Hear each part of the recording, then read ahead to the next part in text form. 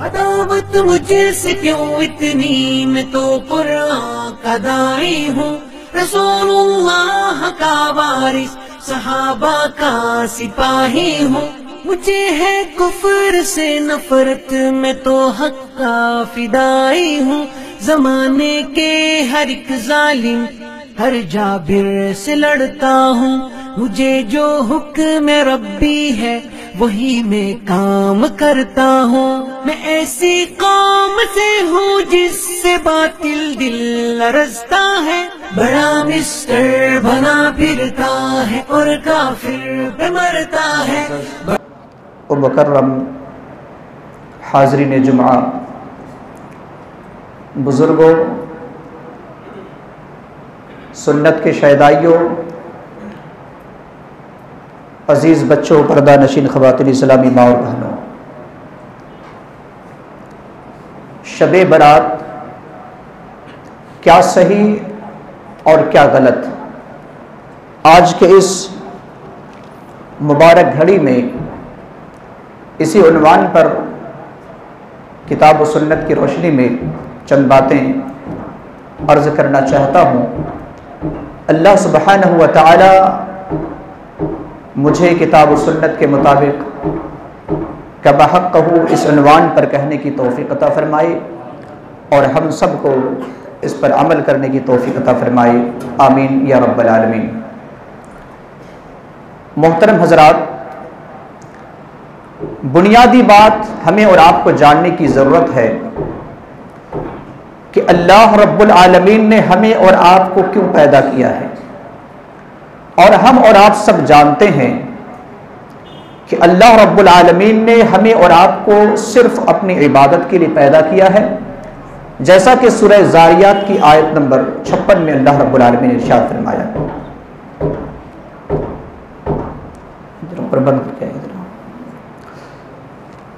اور کب تک ہم اور آپ عبادت کریں گے، اس کو بھی اللہ رب العالمین نے سورۃ الحجر کی آیت نمبر 99 میں ارشاد فرمایا ہے، اور اللہ رب العالمین نے پیارے حبیب جناب محمد رسول اللہ صلی اللہ علیہ وسلم سے خطاب کر کے فرمایا وَعْبُدْ رَبَّكَ حَتَّى يَأْتِيَكَ الْيَقِينُ، اے نبی صلی اللہ علیہ وسلم آپ اس وقت تک عبادت کریں جب تک کہ موت نہ آ جائے۔ گویا کہ ہماری اور آپ کی عبادت اس وقت تک ہونی چاہیے جب تک کہ ملک الموت ہمارے پاس نہ آ جائے۔ کیا کسی دن کو یا کسی رات کو تخصیص کرنا عبادت کے لیے، اور جس کے متعلق شریعت میں کوئی دلیل موجود نہ ہو، شریعت اسلامیہ میں کوئی دلیل موجود نہ ہو، کسی رات کو خاص کرنا یا کسی دن کو خاص کرنا، یا رات کے کسی حصے کو تخصیص کرنا یا دن کے کسی حصے کو تخصیص کرنا، کیا شریعت اسلامیہ میں جائز ہے؟ اس بارے میں امام مسلم رحمہ اللہ ایک حدیث نقل کرتے ہیں۔ اس حدیث کو امام مسلم رحمہ اللہ نے 1144 میں نقل کیا ہے۔ آپ صلی اللہ علیہ وسلم نے فرمایا لا تختصوا لیلۃ الجمعۃ بقیام من بین اللیالی ولا تخصوا یوم الجمعۃ بصیام من بین الایام الا ان یکون فی صوم یصومہ احدکم۔ آپ کو اگر پوچھا جائے کہ ہفتے میں 7 دن ہوتے ہیں، ان 7 دن میں سب سے اہم کون سا دن ہے، فضیلت والا دن کون ہے، تو آپ کہیں گے کہ جمعہ کا دن ہے۔ فضیلت والی رات کون سی ہے 7 دنوں میں، 7 راتوں میں؟ تو آپ کا جواب یہی ہوگا کہ جمعے کی رات فضیلت والی رات ہے۔ لیکن کوئی اگر بندہ اس رات کو خاص کرتا ہے نماز تہجد کے لیے، باقی راتوں میں نماز تہجد ادا نہیں کرتا، صرف آج رات ہم اس وجہ سے عبادت کر رہے ہیں کیونکہ یہ جمعہ کی رات ہے، فضیلت والی رات ہے، اگلے دن جمعہ کے دن روزہ رکھتا ہے اس وجہ سے کہ یہ فضیلت والا دن ہے، باقی دنوں میں روزہ نہیں رکھتا، تو آپ صلی اللہ علیہ وسلم نے فرمایا کہ ایسا کوئی انسان نہیں کر سکتا۔ یعنی جمعہ کی رات کو تہجد کے لیے، قیام اللیل کے لیے خاص کرنا جائز نہیں ہے، اس حدیث کے اندر بتایا گیا۔ اور اسی طریقے سے جمعہ کے دن کو خاص طور سے روزہ رکھنا جائز نہیں ہے، اس حدیث کے اندر بتایا گیا۔ اگر کوئی بندہ ایام 20 کے روزہ رکھ رہا ہے، یعنی 13، 14، 15 تاریخ کے حساب سے، یعنی چاند کے حساب سے، اور اس دن جمعہ کا دن بھی آتا ہے تو اس کے لیے جائز ہے، آپ صلی اللہ علیہ وسلم نے فرمایا۔ لہذا کسی رات کو تخصیص کرنا عبادت کے لیے جس میں شریعت میں جس کی اجازت نہیں ہے، یا اسی طریقے سے کسی دن کو خاص کرنا روزہ کے لیے، آپ صلی اللہ علیہ وسلم نے اس کی اجازت نہیں دی ہے۔ آئیے ہم اور آپ دیکھتے ہیں کہ یہ جو مہینہ چل رہا ہے، شعبان مہینے کی آج 12 تاریخ ہے اور عربی اعتبار سے یہ 8واں مہینہ ہے، تو اس مہینے کے بارے میں شریعت اسلامیہ ہمیں اور آپ کو کیا رہنمائی کر رہی ہے؟ اگر ہم نبی صلی اللہ علیہ وسلم کی سیرت کا مطالعہ کرتے ہیں، متفق علیہ روایت صحیح بخاری صحیح مسلم کے اندر موجود ہے، اور اسی طریقے سے سنن ابو داؤد کی حدیث نمبر 2431 میں موجود ہے۔ ام المومنین عائشہ صدیقہ رضی اللہ تعالی عنہا ارشاد فرماتی ہیں کہ کان احب الشہور الی رسول اللہ صلی اللہ علیہ وسلم ان یصومہ شعبان ثم یصلہ برمضان، مہینوں میں روزہ رکھنے کے اعتبار سے سب سے محبوب ترین مہینہ نبی صلی اللہ علیہ وسلم کو شعبان کا تھا، اور اس کے بعد آپ رمضان کا روزہ بھی ملاتے تھے۔ دوسری حدیث سنن ترمذی حدیث نمبر 736 میں ام المومنین عائشہ صدیقہ رضی اللہ تعالی عنہا ہی سے مروی ہے، کہتی ہیں کہ ما رأیت النبی صلی اللہ علیہ وسلم فی شہر اکثر صیاما منہ فی شعبان کان یصومہ الا قلیلا بل کان یصومہ کلا، میں نے نبی صلی اللہ علیہ وسلم کو زیادہ روزہ رکھتے ہوئے شعبان مہینے سے کسی اور مہینہ میں نہیں دیکھا۔ آپ اکثر روزہ رکھتے تھے اس مہینے میں، اور اکثر روزہ ہی نہیں بلکہ کبھی تو ایسا ہوتا کہ پورا مکمل شعبان کا مہینہ ہی آپ صلی اللہ علیہ وسلم روزہ رکھتے تھے۔ یہ حدیث بھی ہمیں بتلا رہی ہے کہ نبی صلی اللہ علیہ وسلم سے کثرت سے اس مہینے میں روزہ رکھنے کا ثبوت ہے۔ اس کی حکمت کیا ہے؟ اسامہ ابن زید رضی اللہ تعالی عنہ یہ ایک محبوب رسول صلی اللہ علیہ وسلم ہے، رسول اللہ علیہ وسلم کے چہیتے اور پیارے صحابی ہیں۔ اسامہ ابن زید نے پوچھا اللہ کے رسول صلی اللہ علیہ وسلم کیا بات ہے، آپ دیگر مہینوں کے حساب سے اس مہینے میں زیادہ روزہ رکھتے ہیں؟ رمضان میں تو مکمل رکھتے تھے، لیکن جو دیگر مہینے ہیں شوال سے لے کر کے رجب کے مہینے تک، ان مہینوں میں آپ کم روزہ رکھتے ہیں، لیکن شعبان کا مہینہ میں آپ اتنی کثرت سے روزہ کیوں رکھتے ہیں؟ تو آپ صلی اللہ علیہ وسلم نے جواب دیا اور کہا کہ ذاک شہر یغفل الناس فیہ عنہ بین رجب و رمضان وہو شہر ترفع فیہ الاعمال الى رب العالمین ویحب واحب ان یرفع عملی وانا صائم۔ یہ حدیث سنن نسائی حدیث نمبر 2361 میں موجود ہے کہ رمضان اور رجب کے درمیان کا جو مہینہ ہے یعنی شعبان کا مہینہ، اس مہینے سے لوگ اکثر غافل رہتے ہیں، حالانکہ یہ وہ مہینہ ہے جس مہینے میں بندے کے اعمال رب کے یہاں پیش کیے جاتے ہیں، اور میں چاہتا ہوں کہ جب میرے اعمال رب کے یہاں پیش کیے جائے تو میں روزے سے رہوں۔ یہ صحیح حدیث سے ثابت ہے۔ لہذا اس مہینے سے نبی صلی اللہ علیہ وسلم سے جو ثبوت ہے وہ یہ کہ کثرت سے آپ روزہ رکھتے تھے، اور اس کی حکمت بھی یہ ہے کہ پورے سال کے اعمال اس مہینے میں پیش کیے جاتے ہیں۔ اچھا کس دن کس رات اس کا کوئی ثبوت نہیں ہے، لیکن اس مہینے میں پیش کیے جاتے ہیں، نبی صلی اللہ علیہ وسلم سے ثابت ہے۔ اب آئیے ہم اور آپ دیکھتے ہیں کہ شب برات کیا صحیح کیا غلط۔ سب سے پہلے ہم شب برات ان دونوں لفظوں کو سمجھ لیتے ہیں۔ شب یہ فارسی لفظ ہے اور شب کا معنی ہوتا ہے رات، اور برات یہ عربی لفظ ہے۔ اگر آپ سورہ توبہ پڑھیں گے تو سورہ توبہ کی پہلی آیت کا پہلا ہی لفظ براءتن کا لفظ استعمال ہوا ہے، جس کا معنی ہے بیزار ہونا، بیزار ہو جانا، یہ برات ہے۔ شب برات ایک فارسی ورڈ ایک عربی لفظ دونوں کو ملایا گیا ہے، اور آپ کو معلوم ہے کہ دنیا کے اندر جتنی بھی عبادتیں ہیں پورے عربی میں ہیں۔ یہ لفظ ہی بتا رہا ہے کہ اس رات میں جو عبادتیں کی جاتی ہیں وہ شریعت اسلامیہ کا حصہ نہیں ہے، کیونکہ عربی میں شب نہیں کہا جاتا، شب نہیں بلکہ عربی میں لیلہ کہا جاتا ہے۔ آپ نے کبھی سنا ہے کہ لیلۃ البراء، لیلۃ البراء آپ نے کبھی سنا ہے؟ کبھی آپ نے نہیں سنا ہے۔ کیا سنا ہے؟ شب برات۔ تو برات ایک عربی لفظ ہے اور ایک فارسی لفظ، دونوں کو بنایا۔ ایک قرآن کا لفظ لیا اور ایک ہمارے ہندوستان، پاکستان، بنگلہ دیش یہاں جو فارسی لفظ استعمال ہوتا تھا، ان دونوں کو ملایا اور ایک عبادت کا طریقہ بنایا۔ آپ یہ کہیں گے کہ پھر ہم شب قدر بھی کہتے ہیں، تو شب قدر ہمارا اور آپ کا بنایا ہوا یہ لفظ ہے، اور اس کا ثبوت اللہ رب العالمین نے لیلۃ القدر میں رکھا ہے۔ آپ سورۃ القدر پڑھیں گے تو انا انزلناہ فی لیلۃ القدر، لیکن قرآن اور حدیث میں لیلۃ شعبان کہیں نہیں ملے گا، جبکہ لیلۃ القدر آپ کو قرآن کے اندر مل جائے گا، حدیث کے اندر بھی آپ کو یہ لفظ مل جائے گا۔ تو یہ لفظ ہی بتا رہا ہے کہ یہ شریعت اسلامیہ کا حصہ ہی نہیں ہے۔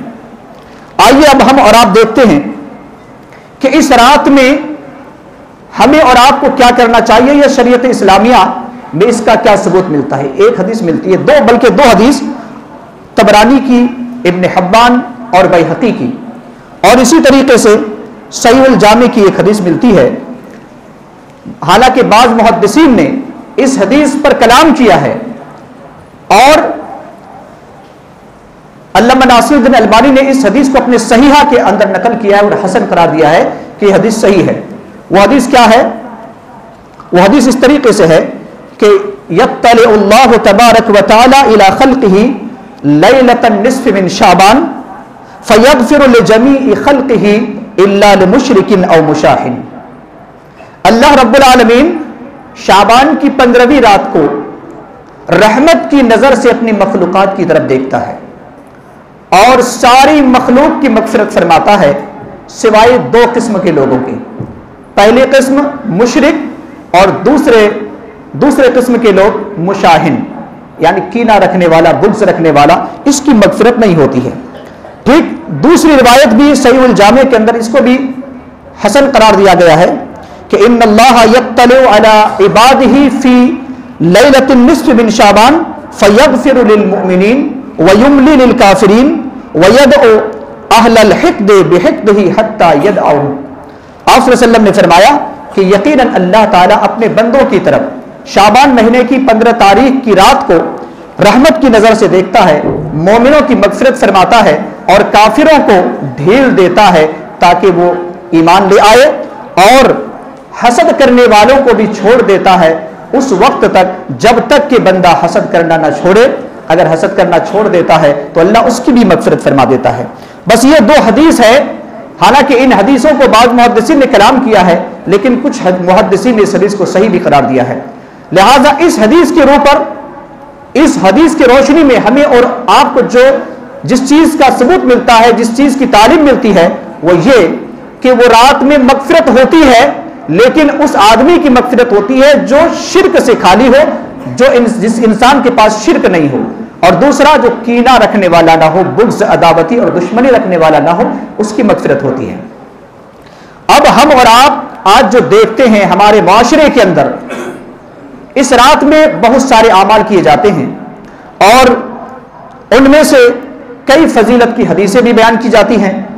اس سے پہلے میں ایک صحیح بخاری حدیث نمبر 109 آپ کے سامنے بتاتا ہوں، اور صحیح مسلم اگر مقدمہ پڑھیں گے تو اس میں بھی حدیث مل جائے گی۔ آپ صلی اللہ علیہ وسلم نے فرمایا من کذب علی متعمدا فلیتبوأ مقعدہ من النار، جو شخص جان بوجھ کر میری طرف کوئی بات گڑھے اور کہے کہ یہ نبی صلی اللہ علیہ وسلم کی حدیث ہے حالانکہ میں اس کے بارے میں کچھ نہیں کہا ہوں، تو اپنا ٹھکانہ جہنم بنا لے۔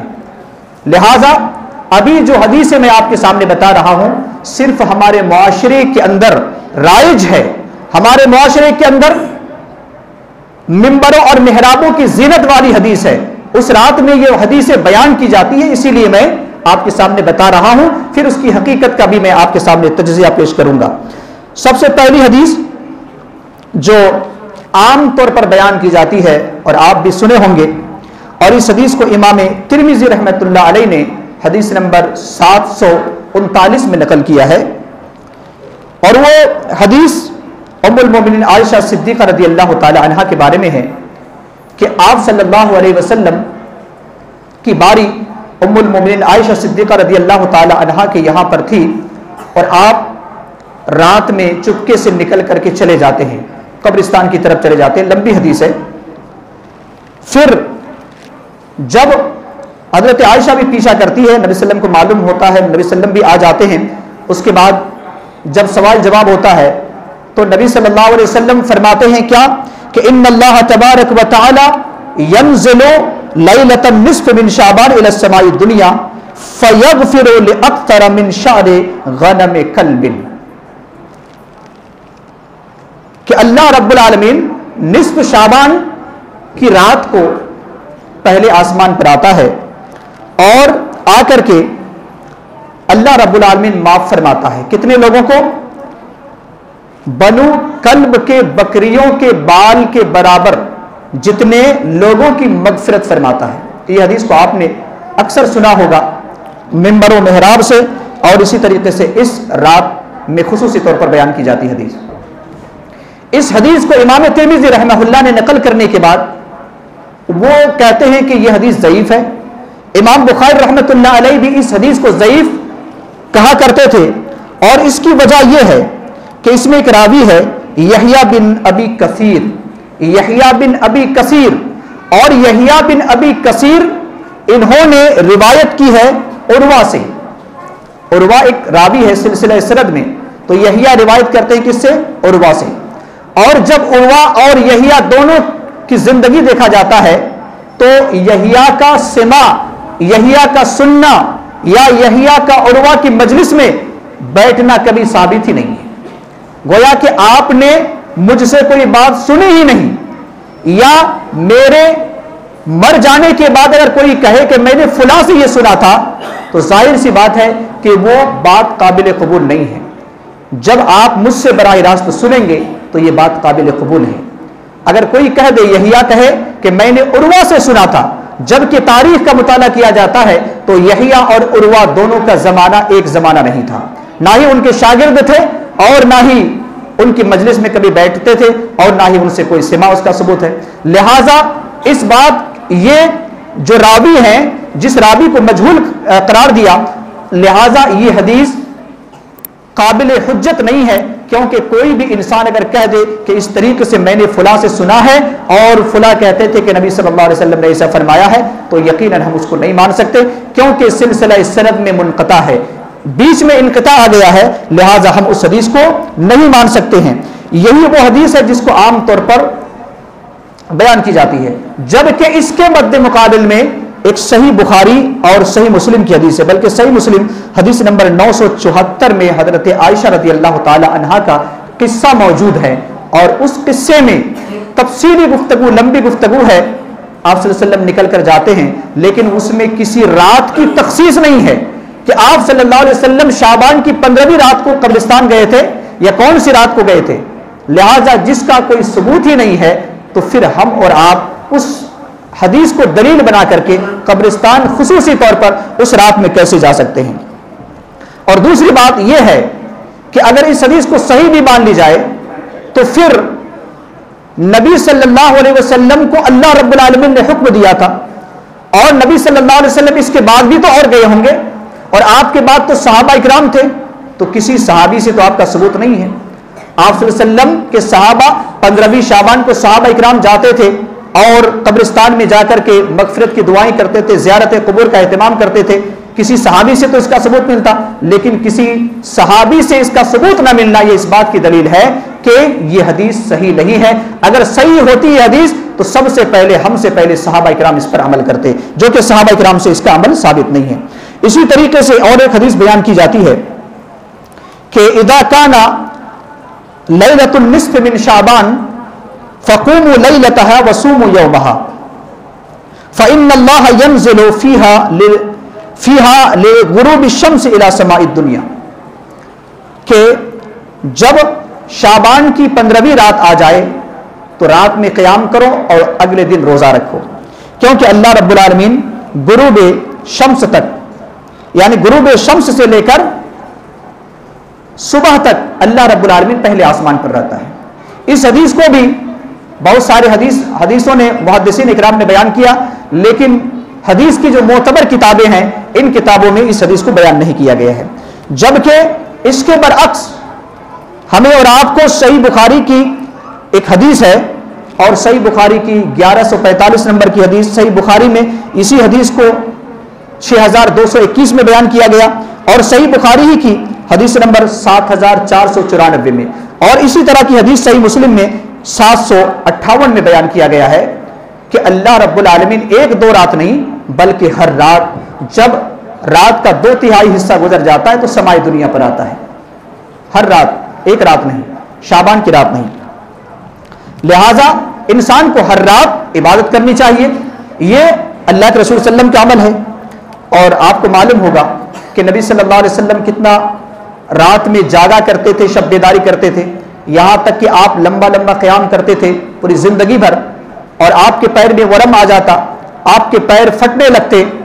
صحابہ اکرام کہتے اللہ کے رسول صلی اللہ علیہ وسلم، مغیرہ رضی اللہ تعالی عنہ، ام المومنین عائشہ صدیقہ رضی اللہ تعالی عنہ اس سوال کرتے اللہ کے رسول آپ کو اتنی عبادت کی کیا ضرورت ہے؟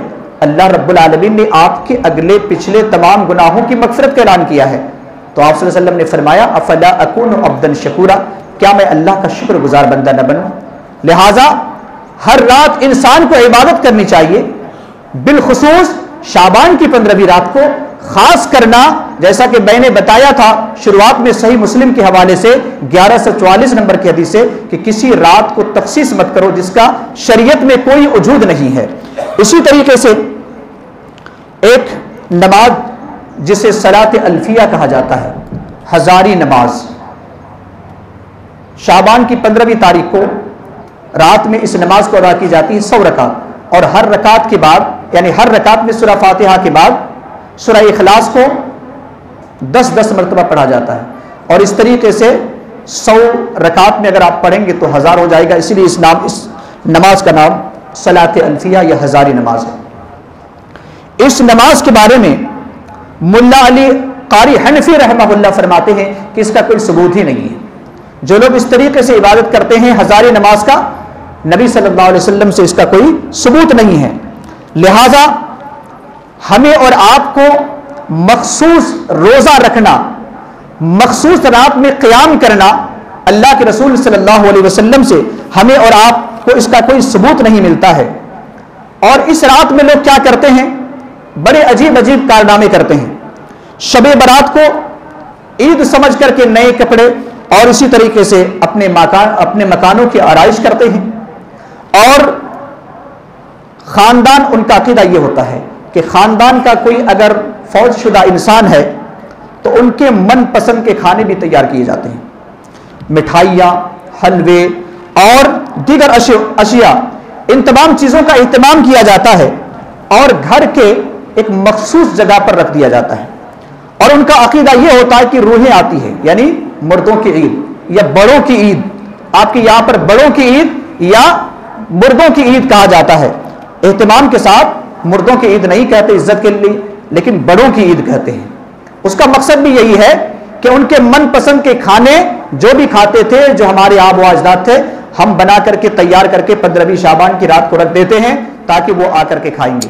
اب بتائیے کہ جن کا انتقال ہو گیا ہے ان کی روحیں یا تو علین میں ہے قرآن کے مطابق، یا تو ان کی روح سجین میں ہے قرآن کے مطابق. اچھی روح ہے تو علین میں، بری روح ہے تو سجین میں. اور وہاں پر فرشتے متعین ہیں، نہ تو وہاں سے کسی روح کو آنے کی اجازت ہے اور نہ ہی کوئی روح آ سکتی ہے. اگر کوئی روح آ جائے تو یہ عقل کے خلاف ہے، نقل کے خلاف ہے، اور فرشتوں کی گویا کہ فرشتوں کی ذمہ داری کے خلاف ہے، کیونکہ فرشتوں کی ڈیوٹی ان کی ذمہ داری ہے. لہذا وہاں سے کوئی روح نہیں نکل سکتی ہے. یہ تو ہم اور آپ جو ہندوانہ عقیدہ ہے اس عقیدہ کو رکھتے ہیں کہ ایک ان کی روحیں آتے رہتی ہے، اور اسی طریقے سے ایک جنم کے بعد دوسرے جنم، 7 جنم، اور اسی وجہ سے 7 پھیرے لیتے ہیں، بار بار آتے رہتے ہیں. جو ایک مرتبہ روح نکل جاتی ہے، یاد رکھنا کہ وہ روح یا تو علین میں رہتی ہے یا تو سجین میں، پھر اسے دنیا میں آنے کی اجازت ہرگز نہیں ہوتی ہے. اسی طریقے سے گھروں میں، چھتوں میں، مکانوں میں، مسجدوں میں، درختوں میں اور قبرستانوں میں چراغاں کیا جاتا ہے، آتش بازی کی جاتی ہے، کھیل کود کیا جاتا ہے، پوری رات کو رنگینی رات بنا دی جاتی ہے. اور اگر ہم اور آپ اس کا تجزیہ کریں تو کیا یہ نہیں ہم کہہ سکتے کہ جس طریقے سے ہمارے ہندو بھائی حضرات رام نومی کی جو خوشی مناتے ہیں، کیا اس خوشی سے یہ ملتا جلتا تہوار نہیں ہے؟ مجوسی جس طریقے سے آتش پرستی کا اہتمام کرتے ہیں، کیا یہ تہوار مجوسیوں کے نہیں ہیں؟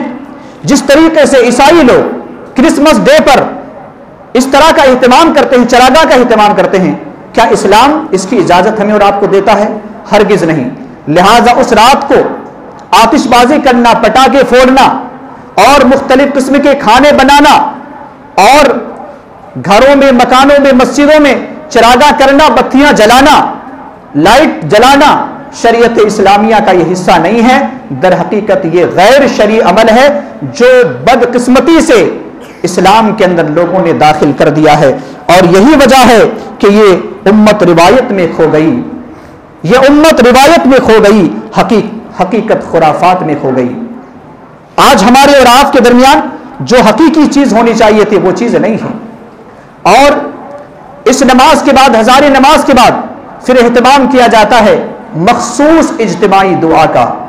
مخصوص اجتماعی دعا کا 3 مرتبہ دعا کی جاتی ہے، 3 مرتبہ مخصوص لمبی دعائیں کی جاتی ہے، اور پھر لوگ سمجھتے ہیں کہ یہ شب برات، کیونکہ یہ رات فیصلوں کی رات ہے، بہت سارے لوگ اس کو فیصلوں کی رات کہتے ہیں۔ اور ایک قرآن کی دلیل سورہ دخان کی آیت نمبر 1 اور اسی طریقے سے 2، 3 چند آیتوں میں اللہ رب العالمین نے فرمایا ہے، جس میں اللہ رب العالمین نے فرمایا کہ اِنَّا أَنزَلْنَاهُ فِي لَيْلَةٍ مُبَارَكَةٍ إِنَّا كُنَّا مُنذِرِينَ فِيهَا يُفْرَقُ كُلُّ أَمْرٍ حَكِيمٍ۔ اس آیت کو بطور دلیل لاتے ہیں کہ ہم نے قرآن کو لیلہ مبارکہ میں نازل فرمایا، اور یقیناً ہم ڈرانے والے ہیں۔ اس رات میں مضبوط کام کے فیصلے کیے جاتے ہیں۔ تو لوگ کہتے ہیں کہ یہ رات در حقیقت شعبان کی 15ویں رات ہے، شعبان مہینے کی 15ویں رات ہے، کیونکہ 1 سال کے فیصلے ہوتے ہیں۔ جس کو روزے لینا ہے عبادت کر کے دعا کر کے مانگ لو، جس کو جو کام لینا ہے دعا کر لو اور مانگ لو، کیونکہ آج تقسیم ہو رہا ہے، لہذا تقسیم کی صورت میں ہمیں اور آپ کو دعا مانگ لینی چاہیے اور تقسیم چیزوں کو اپنے حوالے کر لینی چاہیے۔ یہ لوگوں کا عقیدہ ہے، جبکہ جمہور مفسرین کی تفسیر اگر آپ پڑھیں گے تو لیلہ مبارکہ سے یہ شعبان مراد نہیں ہے بلکہ لیلۃ القدر مراد ہے۔ لیلۃ القدر کون سی رات ہے؟ رمضان کے آخری عشرے کے 7 راتوں میں سے، جس کو اللہ رب العالمین نے سورۃ القدر کی آیت نمبر 1 میں فرمایا ہے اِنَّا أَنزَلْنَاهُ فِي لَيْلَةِ الْقَدْرِ، یقیناً ہم نے اس قرآن کو لیلۃ القدر میں نازل کیا۔ اور لیلۃ القدر کب ہوتا ہے؟ اللہ رب العالمین نے دوسرے مقام سورہ بقرہ کی آیت نمبر 185 میں فرمایا کہ شہر رمضان الذی انزل فیہ القرآن، رمضان وہ مہینہ ہے جس میں قرآن کو نازل کیا گیا۔